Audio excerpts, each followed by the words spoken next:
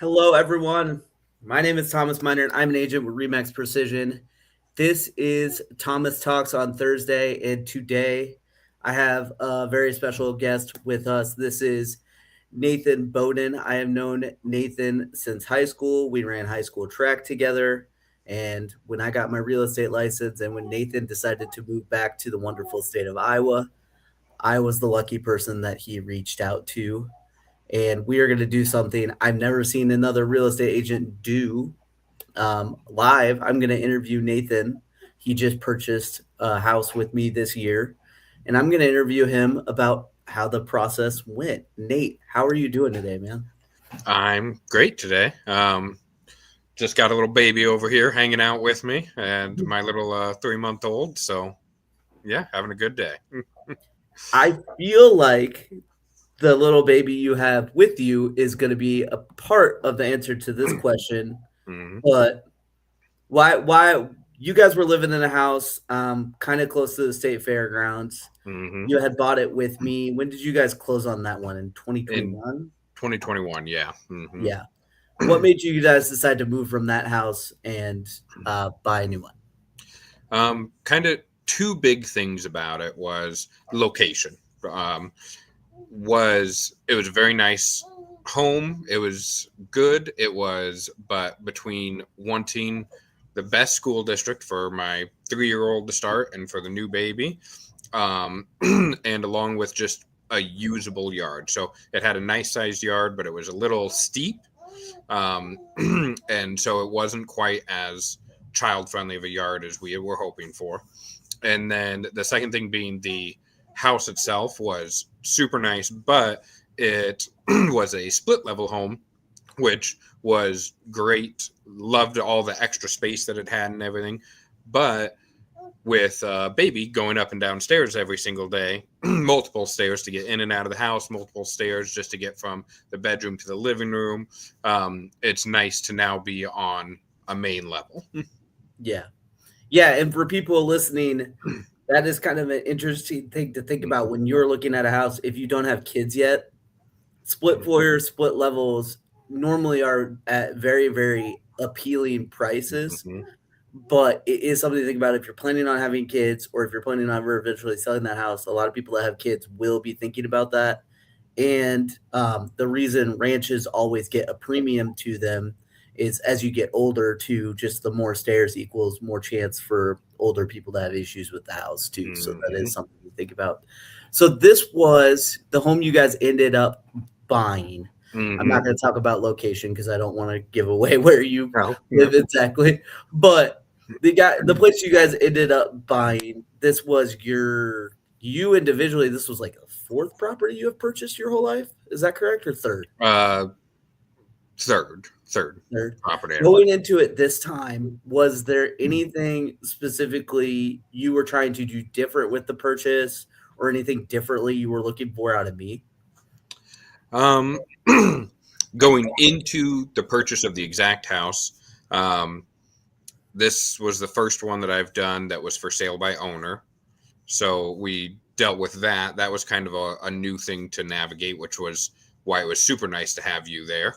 Mhm. um, um, Other things would be going through um, just wanting. I'm trying to think.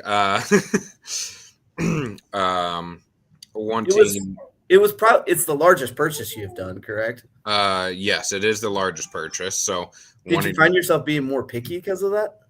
Um, I don't think we were picky because of the price. We knew our price range pretty well. We went each house that I've went into, except for my very first one, I was very well aware of the price range we were looking at and very much what price I wanted. But we were more picky because it was my wife and I's second home to figure out exactly what we liked about our old one, didn't like, and what was going to be the best for our family in the long run. Yeah. What did you think? What did you do specifically? I think that was interesting. What did you do specifically to make you comfortable with the price range you were at? What was there any tools, or was it literally just touring houses to start to get an idea of what you could get for your money? Um, First was getting a pre-approval. And when I went and got pre-approved the very first time, I did the most basic of pre-approval with a random online company, and they gave me X amount of dollars, and I said, okay, I'm taking 20% off that, and that's what I want to look for, because that will ensure that I am financially set. Everybody talks about being house poor or not, and with our first home, we were very well aware that we did not want to be house poor. And on this one, we were willing to get a little closer to that house poor because we wanted to make sure we got everything we wanted. And it be when you buy the house that you want, you now have the place you want to be. So being house poor isn't as big of a deal because you're always at home anyway because you want to be. Yeah. And I guess we talked about it a few times. The goal was kind of to find, you have 2 kids. The goal was kind of to find a place that at the very least you'll be in until they're hopefully out of the house at 18. Okay. Now, from when you got that pre-approval and we started looking at houses, did your wants and needs change at all? And what ended up causing your wants and needs to change? I think this time we went into it without our wants and needs changing too much. I think we we knew the amount of bedrooms, we knew the amount of bathrooms. I think the biggest thing was, I guess one thing that did change was the size of each bedroom. Trying to get square footage for the right price was kind of the difficult thing that we ran into this time. Yeah. And I know, like, gosh, it would have been like a year and a half ago.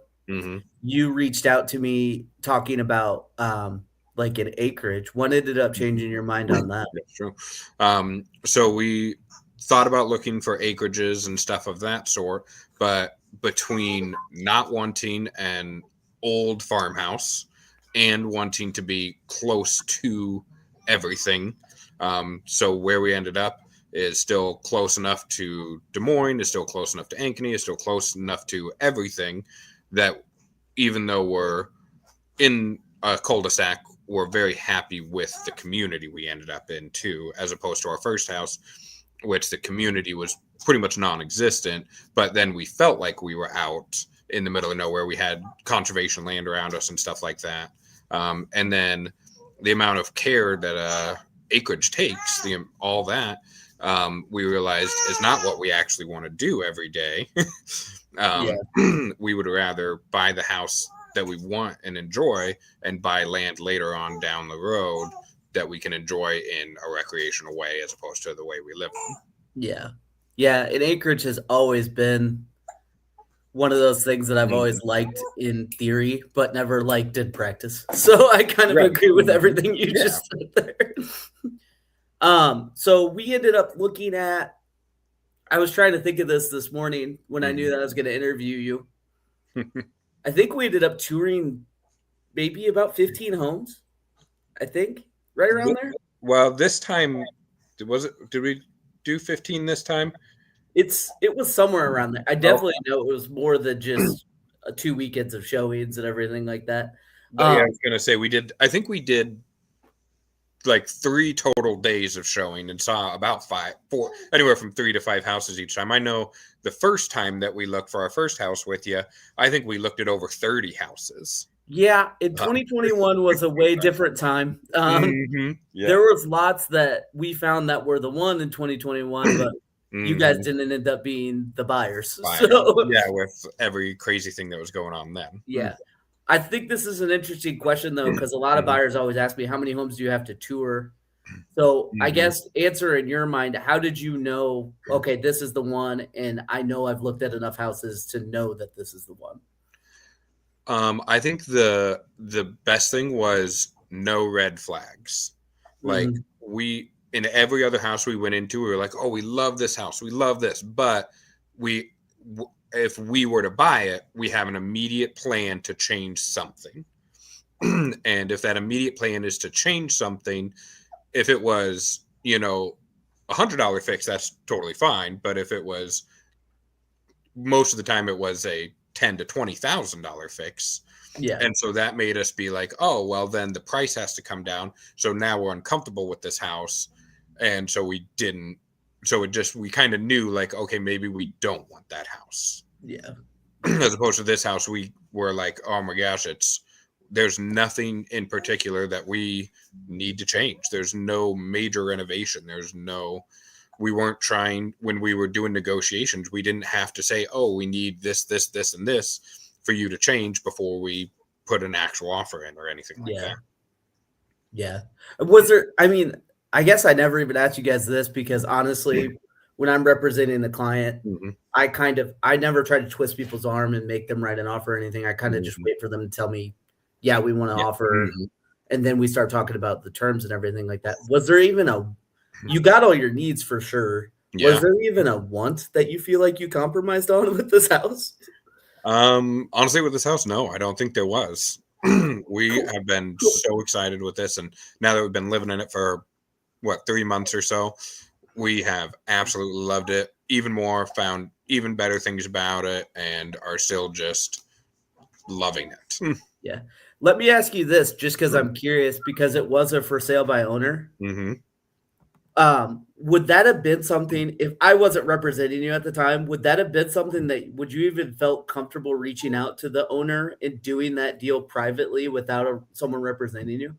Honestly, no. The very first time I purchased a home without you, a long time ago, I was very uncomfortable with talking to some of these homeowners and going to them and trying to figure out what kind of paperwork needed to be done. Went through a specific lawyer to try to get it done, and that was still a mess within itself. And he was a real estate lawyer. And so having a real estate agent, having you, made a huge difference, and definitely made it way more comfortable to be able to say, yes, this is great, this isn't. Yeah. Yeah. And for people watching that don't know how that process works, if you're ever signed with a buyer's agent and they have an agreement with you, because now with the state laws, you need to sign that even before you even go tour homes, and you see a for sale by owner that you like, don't be afraid to reach out to the agent. The agent getting their compensation that they want paid by the seller, that is totally up to them to negotiate that with that seller. I ended up coming up with an agreement with him that didn't affect Nate and Crystal's deal at all. Not at all. They didn't have to pay me anything out of pocket. It was paid for by the seller. Technically, they still paid it because they gave the seller a whole big check at closing, and the seller just gave me part of that check. But there was no extra cash that they had to bring to the closing specifically to pay me outside of the purchase. And I feel like a lot of people don't know and aren't comfortable sending me for sale by owner homes. And I am totally comfortable talking to those sellers and having that conversation. And honestly, if anyone is out there thinking about selling for sale by owner, don't be afraid to work with buyer's agents, because it builds, in my opinion, a whole level of trust with the buyer. Because I feel like if there's this is just my opinion, this is not me basing it on stats or anything like that. But if there is a seller trying to cut all agents out of the deal and not even letting you bring one to the table, it kind of sort of feels like there's something you're trying to hide or something that you're trying to pull one over on the other buyer. And real estate transactions like Nate and Crystal's that went really, really well, they are built on trust, and that starts off the transaction really, really well. And it just makes everything go. It just makes it all go so smooth. So when you decided it was the one and we put together the offer, did you feel pretty good about the offer? Yeah, I think so. We kind of knew that the people selling the house were obviously looking to get the most out of the house that they could. That's why they were doing for sale by owner. And they had just come down on price, and we offered a little less. And it was listed a while too, wasn't it? Yeah, it was listed for almost 2 months. Yeah. And I think it was because it was listed just a little too high. So I felt very good with our offer being just a little under what they were then asking at this point, being a pretty good price for the house. Once again, that was something that you helped with a ton. being like, hey, this evaluate the house at, and being able to come up with all those numbers and show that was super nice. Yeah, yeah. And they ended up countering, and I think if I remember correctly, we just accepted their counter, or did we push back at all? We accepted their counter with a few caveats of just like checking on some things, but yeah, like the radon mitigation system we had them put in, like we kind of stood firm on that, and that was about it. Yeah. So I think you were talking about the overall. Yeah. Was the inspection process stressful for you, or did you feel like that went well as well? I feel like, so on this purchase with you, this one, the inspection process went great. Although very long with the inspector we chose. He was very thorough. He was super thorough, which was great. But with it, it all went super smoothly, as opposed to like our first house. It was super stressful because it was in that time where everybody was buying houses up super quick, and all of a sudden we were like, if there's an inspection issue, we're not going to even be able to address it because they're just going to back out on the offer. Mm-hmm. And so that was, if I remember correctly, the first house you guys bought with me, I'm pretty sure we just made one inspection request. Yeah. And it was like, it was a small thing. I think there was like 2 windows broken. Yeah, there was a window with it cracked, and like it looked like someone shot it with a BB gun kind of thing. For the people watching, fun fact about Nate and Crystal's first house that they ever bought with me. Mm-hmm. We got that offer accepted on Easter Sunday. Saw it on Easter, made the offer on Easter, and got it accepted. And that was the fact that we looked at so many houses during that time, and we'd be the first ones to look at houses, and there'd be offers on it for $20,000 more than asking price by the time we finished looking at it. So yeah, I think we were the only ones that looked at that house, because I think we were it got listed the day before Easter, and I think we were the only ones crazy enough to just go look at it on Easter. So that ended up being a pretty big win. Yeah, let's talk about this really quick, because I didn't write this down, but I do think it's interesting, and I think a lot of people should hear what you guys ended up doing. You didn't sell your house that you have in Des Moines, and I wanted you to talk about that. I think that's a thing. A lot of people that own houses right now that are extremely good rates, I think this is something that everyone should think about if they're looking to upgrade. Yeah, so we didn't sell it. We started to get it rented out. We used an app, Nomad, to try and get it posted. Which they basically posted it on all the apartments.com and Zillow and all that stuff as a rental.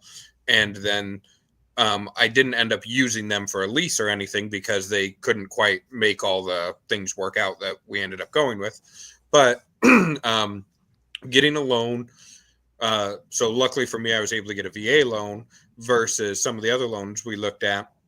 They require you to either have a signed lease beforehand, which would not have been the end of the world. It's pretty easy to, once you get people interested and get them in, you can get that done. Having a signed lease before you basically close on the new house, or there was a couple loans we looked at that gave us like 30 days after we closed on the new house to have a signed lease or have a tenant moved in. But on our first house, we had a 2-point-something interest rate. And so we did want to keep the house instead of using that equity for the new house. And we've had to learn a few things about that, like had to have a city inspection on it today. Yeah. And so learning the rules about this being first time, or I guess this is technically the second time I've rented out a location, but first time I've done it in Des Moines. And so navigating those laws has not been difficult. It was a Google search, and then they sent a letter when I did something wrong, and we got it fixed right away. So I would highly recommend keeping your old house if you have that good interest rate and starting to rent it out. As long as it's going to make money, you're good to go. It's going to help you pay for your next house. Yeah. And now you kind of, as far as like one of the big benefits of owning a piece of real estate is the appreciation. And now you have two separate properties that are appreciating at the same time instead of the case with most people, and not even most people, homeowners typically just own one. And Yeah. now you're spreading yourself out, you're diversifying. Both homes are going to stay in good shape as long as you have good renters. And I believe you guys did get some pretty good renters in that. We phase. did, yeah. So that's going to end up working really, really well. And that's actually a goal I have with the house I'm currently sitting in right now. When I get my next one, I'm going to turn this into a rental. It also makes it, for anyone listening, it makes it really, really easy to buy the next rental property. Because you can start lending against your rental properties. You can show that you have a successful one already. And it really, really, if that's something you want to get into, having a rental portfolio, turning your very first home that you purchased into your first rental property is probably the easiest way to go about it. I was saying, looking at new rental properties now, there's 10 different kinds of loans that I can now get because I own a rental property that I would not have been available to me before that. Yeah. So it's super helpful. You already answered one of these questions. Let's just do this. I mean, I feel like you've kind of answered this already, but just one more time. I mean, overall, how did you think the process went? Process went super smooth. It was very, very smooth. And even with our first one, it was smooth, but it was so stressful. And so going into it a second time was obviously a lot nicer, as opposed to my very first home that I ever bought was not smooth and super stressful, and selling it was super stressful. And then, fast forward 5 years and then buying our last home, just worlds of difference. So definitely smooth. Definitely the first house we bought was a struggle with the amount of time it took because we looked at so many houses because they just kept getting bought before we could even put an offer in.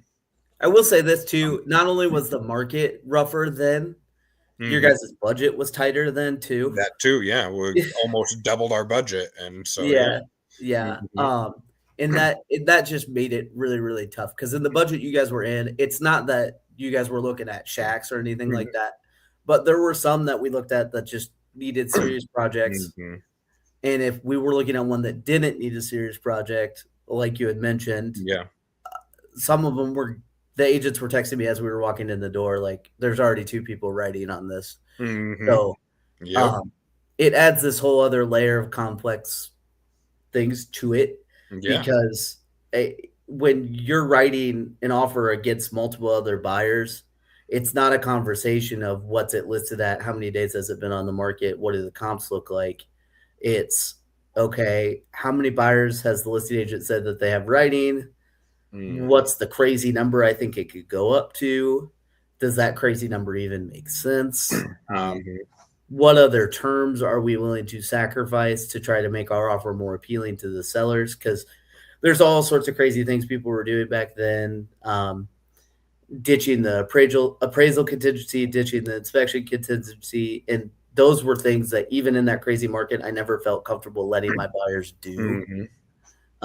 So this process, because of the market that we were in, because of your budget, another thing that I think made it less stressful, and maybe you could give your opinion on this. The first time, you had kind of mentioned this, you guys used like a big national lender, and now you went with a local lender. Do you think that changed the process of how smoothly it went at all? To an extent, yeah. So the first time we tried a small lender, and we were just not happy with anything that was going on with that specific lender. And then we ended up going through a big national lender, and it went much easier. But I'll tell you, this time, the lender that we went with this time was phenomenal. Like, it was immediate ease. It was just the way that they had all the approval process and everything you needed set up worked so nicely. I would highly recommend them over and over again now. I could just say it. He worked with Green State, and he specifically worked with Amy Smith. Green State, not a national lender. They're Iowa specific. They're a credit union. their rates compete with, I mean, you shop them against a bunch of national lenders Yep. as So I well. went against 4 different other national lenders this time to make sure I got the best rate. There's a bunch of apps out there that try to tell you who's going to give you the best rate.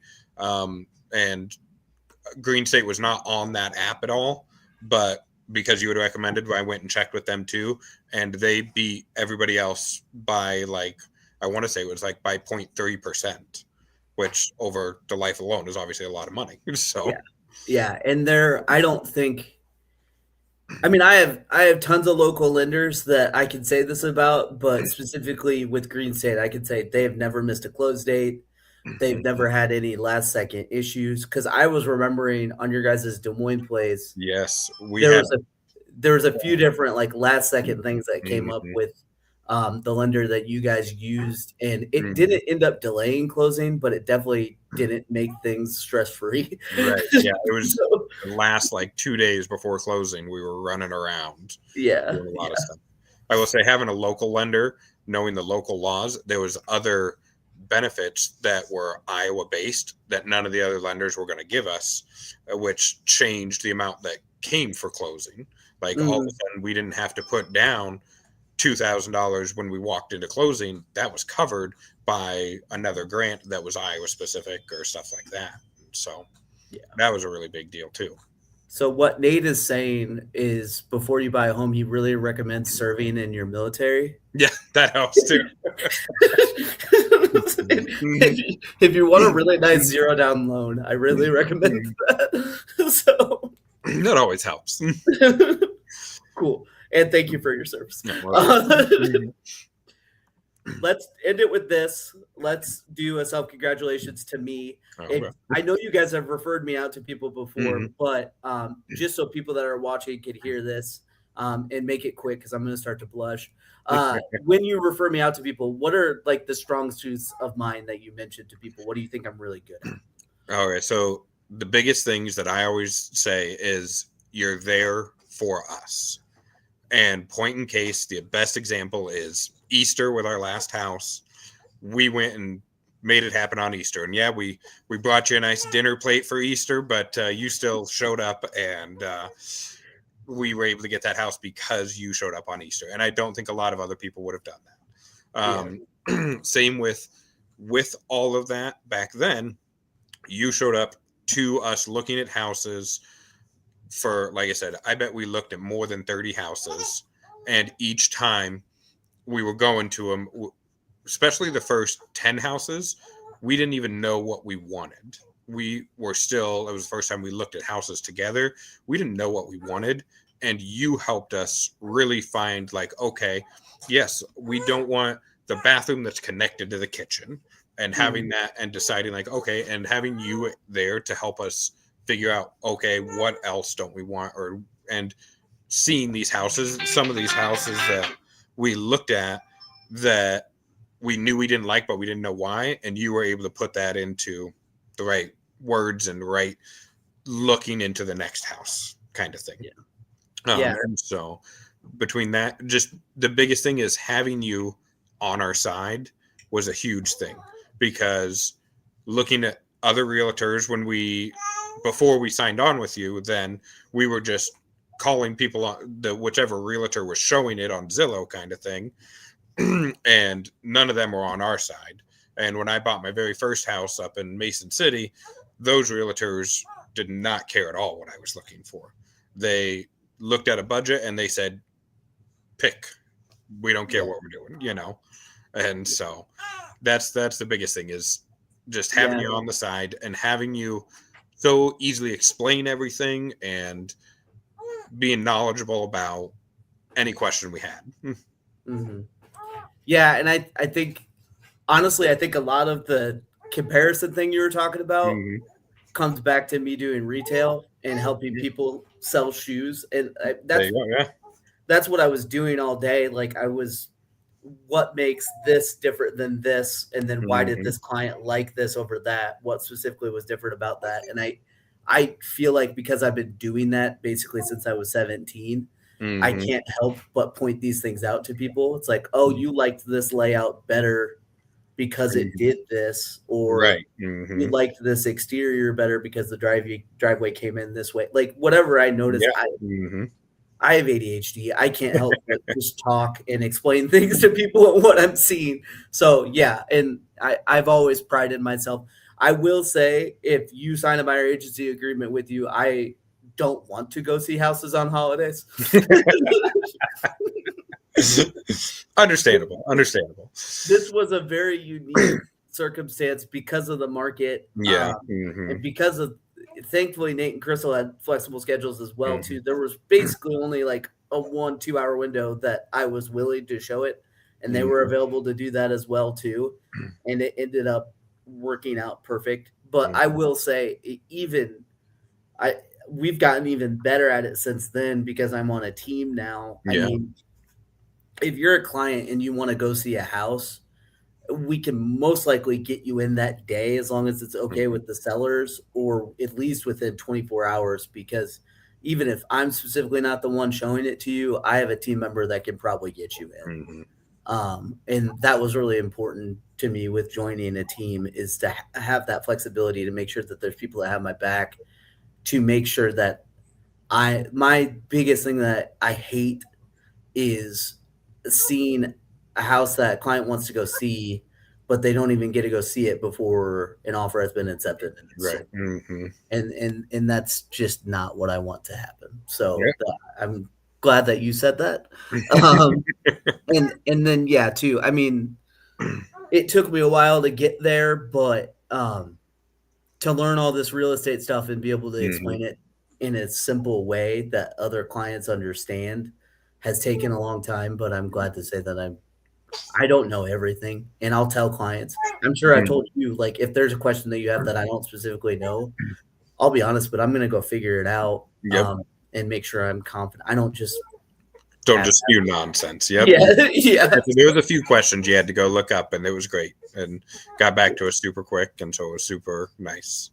Cool. Well, hey, thank you, Nate, for doing this weird experiment with me. There's a few people watching, and I think hopefully people found it interesting. Not necessarily learning about how awesome I am, but learning a few different things about the real estate process and a few different ways to think about it. So if anyone is watching and has any questions or anything they want me to do on the next live stream, don't be afraid to comment. And thank you, everyone, for watching. And thank you, Nate, for being on. No problem.